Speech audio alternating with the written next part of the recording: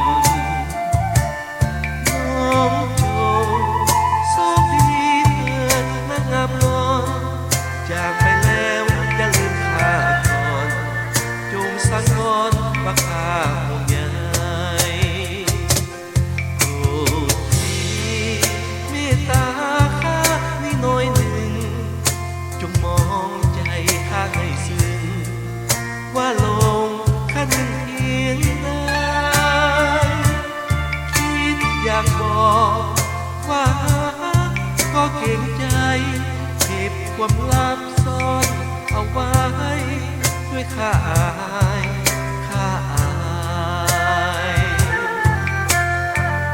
สิ้นเสียงสั่งลาน้องข้าก็มาสุดท้องนภาแสนห่วงข้าเลยมองข้าน้อยใจก้มหน้า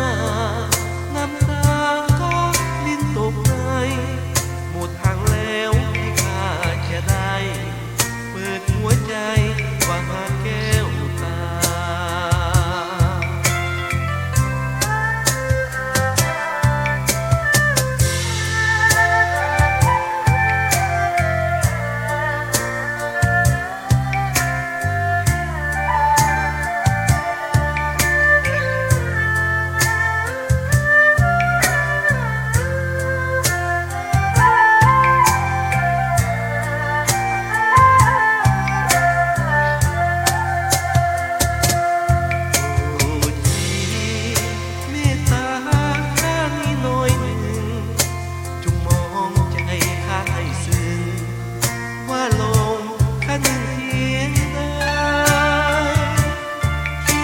อยากบอกว่า